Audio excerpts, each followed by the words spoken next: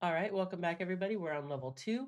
So this is the point where you would watch that video, and if you haven't watched it yet, you can go to the help and tips right here, and there's the video on sprite properties. So give that a watch, and then let's get started. So it says sprite properties. Sprite properties keep track of all the information your program needs to know about a sprite, such as its size and location.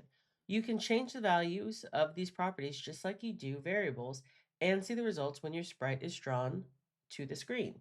So do this. Run the program to see where the sprites appear. Change the location of the paintbrush to touch the paint palette. Change the sprite.x and sprite.y properties of the paintbrush sprite to change its location. So let's run it and see where we're at. All right, so our job is to get this to touch this. Okay, so we can see that our palette is X and Y 100 and 300. We can see that our brush is 300 and our brush is 100, so X and Y. Um, so I'm going to change this. Let's try 125 and see what that does. We're guessing here. We're going to see how it goes.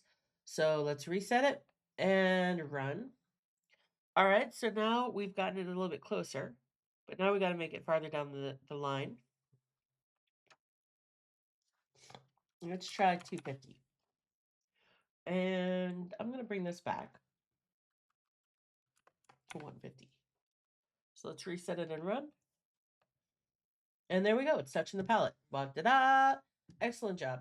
So we're going to click on finish, and I will see you on the next level.